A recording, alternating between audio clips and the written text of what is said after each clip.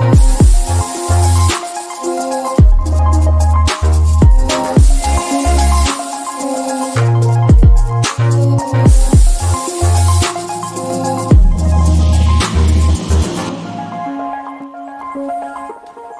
quoi veux-tu nous parler, Blandine, aujourd'hui? Des troubles du comportement alimentaire et plus particulièrement de la boulimie. D'accord. Donc on parlera de la boulimie, aussi peut-être un peu de l'anorexie. Ouais. Voilà, c'est deux étapes que tu as eues au cours de ta vie, que tu as Ça. encore aujourd'hui. Ouais. Donc je vais essayer de lui poser des questions pour qu'elle nous fasse un petit retour sur son expérience personnelle, pour qu'elle donne aussi des conseils à ceux qui sont touchés par ça, pour justement peut-être mieux aborder les choses et on va dire faciliter un peu leur quotidien. Donc on va commencer ça tout de suite. Es-tu prête, ma chère Oui. Blandine? Je suis prête. Est-ce que tu peux déjà peut-être te présenter rapidement? C'est quand même bien de savoir un peu qui tu es, ton parcours, etc. pour situer un petit peu tout ça. Donc j'ai 34 ans. Je suis boulimique depuis bientôt 18 ans. J'ai commencé, je suis tombée dans cet engrenage en fait quand j'étais un petit peu avant le lycée. Je suis passée par plusieurs phases. J'ai commencé en étant boulimique hyperphage, c'est-à-dire que je mangeais sans me faire vomir. Après, je suis tombée dans l'anorexie mentale, donc là j'avais complètement cessé de m'alimenter. Et un jour, j'ai craqué, je suis tombée dans la boulimie vomitive, le stade que j'ai toujours aujourd'hui. Et donc là, maintenant, ça fait quasiment 18 ans que je suis boulimie vomitive. D'accord. Donc on en parlait tout à l'heure en hors caméra. On voulait savoir justement est-ce que les personnes se sortaient de ça ou non. Donc on n'a pas connaissance aujourd'hui de nombreux cas, en tout cas pour ta part. Après, moi je sais que j'ai déjà vu des reportages où il y a des personnes qui témoignent comme quoi elles s'en sont sorties.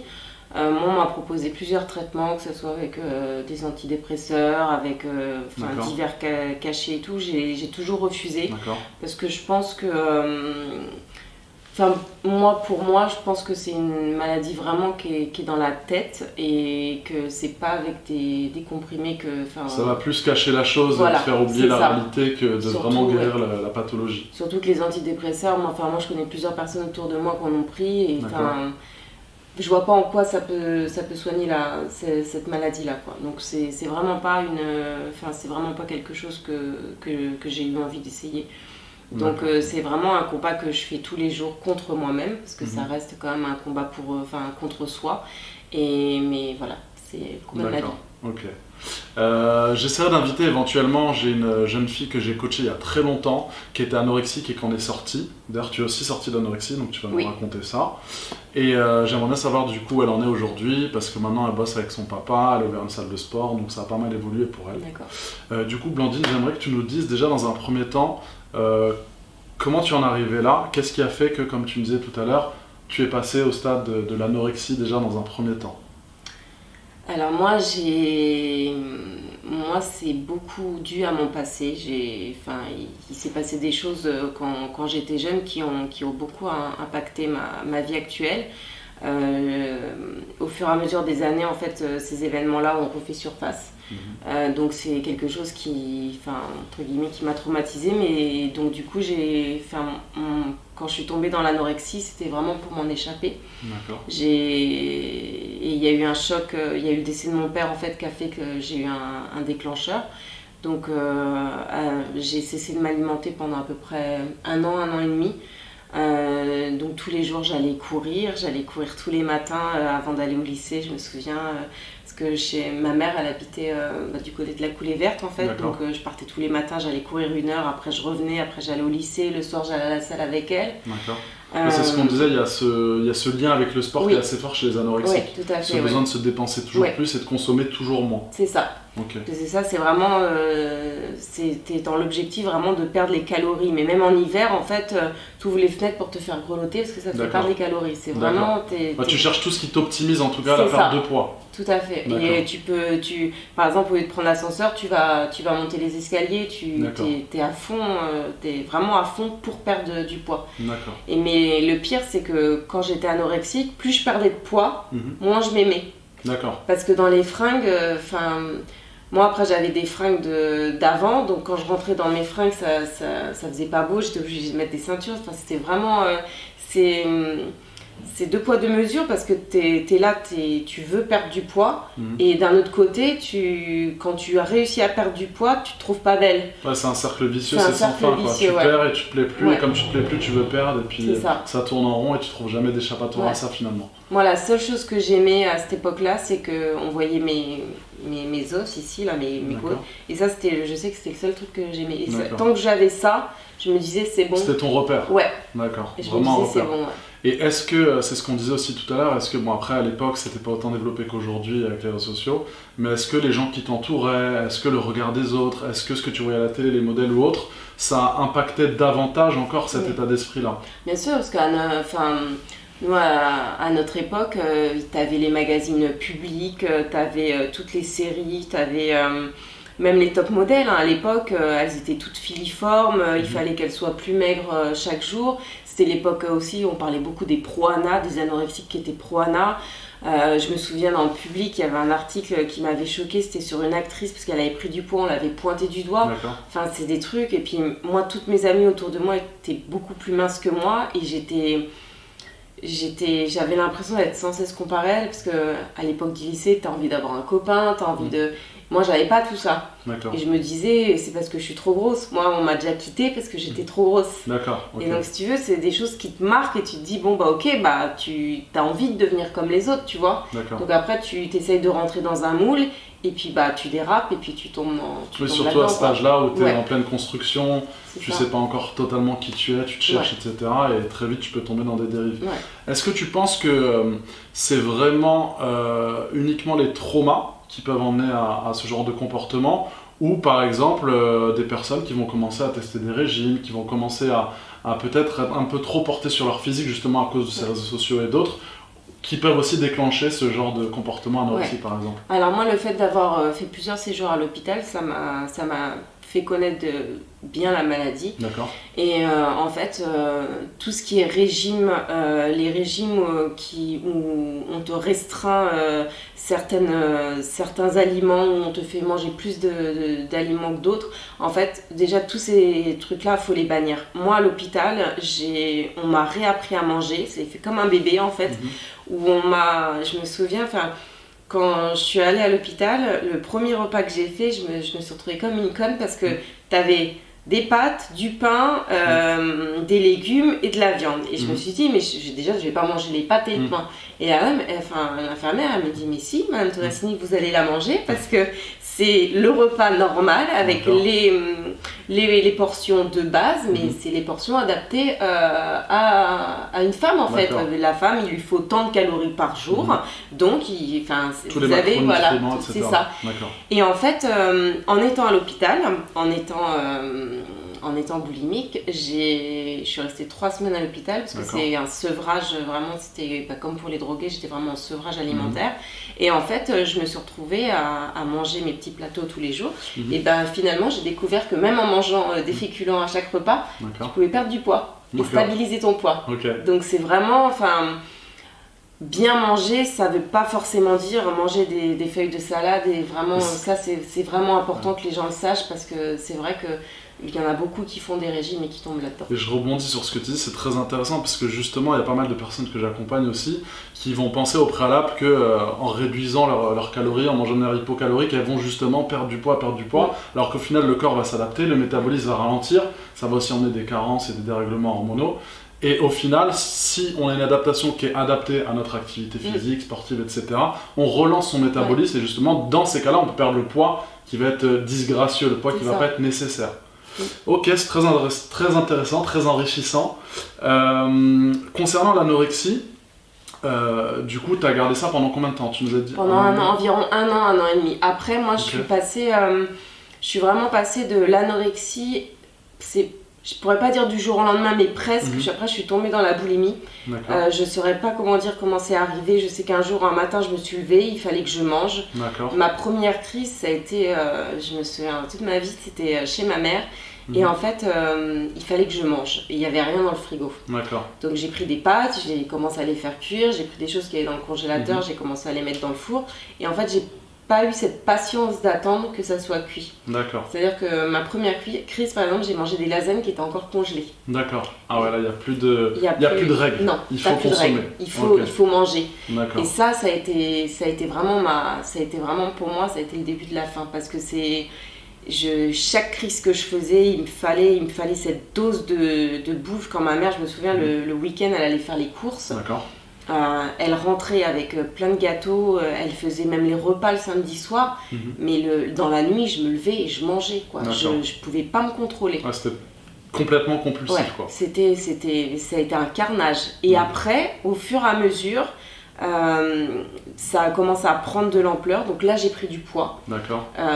Donc là, on quitte complètement l'anorexie. Ouais. À ce moment-là, parce que c'est ça que j'aimerais avant qu'on passe complètement à la boulimie, il y a une vraie césure qui s'opère entre les deux.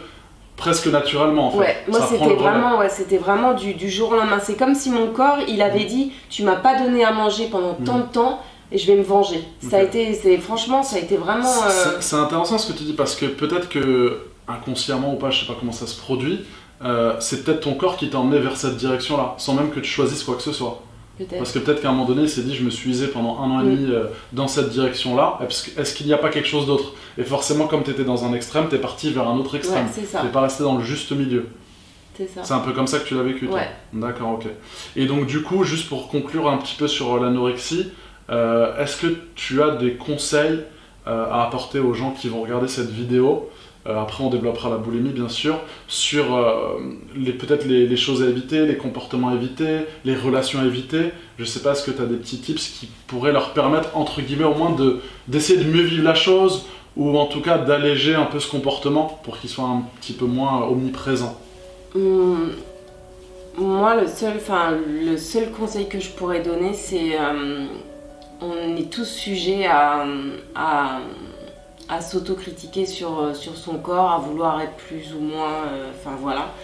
Et je pense que c'est important de garder un regard bienveillant sur soi, même si c'est hyper compliqué, même si aujourd'hui avec les réseaux sociaux, avec tout ce qu'on voit, c'est très très compliqué, mais c'est tellement facile en fait de basculer.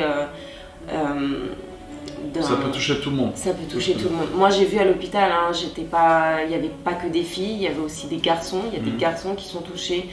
Ça touche n'importe quel âge. Et le pire c'est que ça soit l'anorexie ou la boulimie, quand tu rentres là-dedans, tu es dans un engrenage et tu as aussi un gros engrenage du mensonge. Ça, je t'en parlerai, mais tu mens parce que tu mens à tes amis, tu mens à ton entourage, voilà. Et donc forcément, tu racontes des mensonges à tout le monde, et ça c'est très très dur à vivre parce que d'un côté tu te retrouves vraiment seul. Ça tu parles, peu importe le comportement. Peu importe le comportement. D'accord, ok. Ça touche vraiment toutes les catégories de personnes qui sont touchées. Ouais. On est dans ce déni entre guillemets de ne pas s'accepter soi-même et de vouloir entre guillemets soit plaire aux autres d'une certaine façon.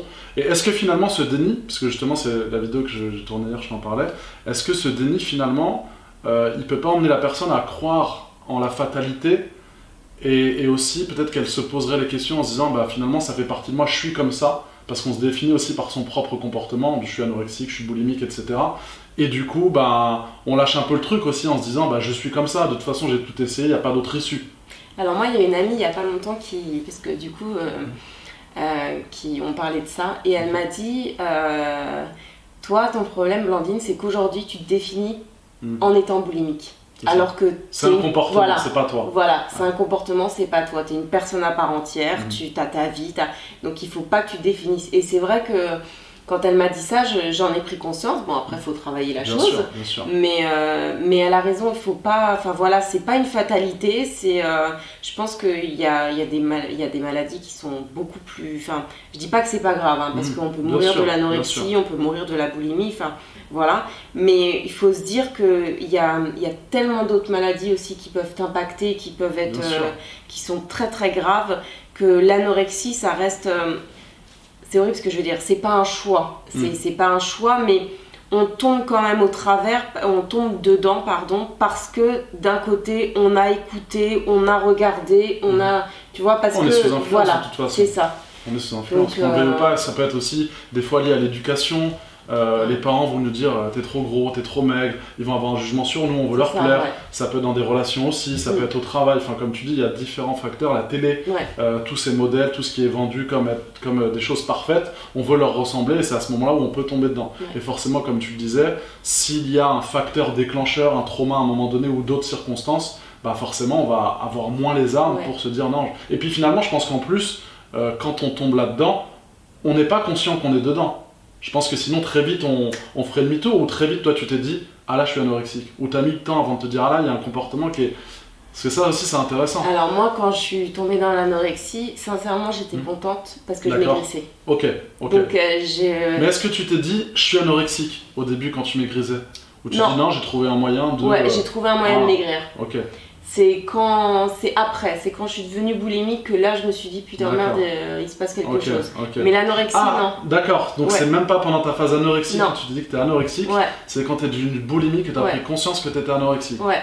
Ah, c'est pertinent ça, parce que t'imagines les gens qui portent ça et qui finalement ne le savent même pas peut-être, au fond. Ils savent qu'il y a un comportement qui est pas normal. Mais ils ne se rendent pas forcément compte qu'il y a vraiment une pathologie et qu'il faudra avoir un suivi derrière, un entourage qui soit présent pour aider la personne. Après, je pense que l'entourage, si vraiment l'entourage il est bienveillant avec les personnes, ils peuvent se rendre compte. Moi par exemple, ma meilleure amie, on en reparlait il n'y a pas si longtemps que ça, elle m'a dit mais moi Blandine, moi je m'en suis rendu compte depuis des années parce qu'une fois je t'ai vu au restaurant, j'ai vu ton comportement et je me suis dit là il y a un problème.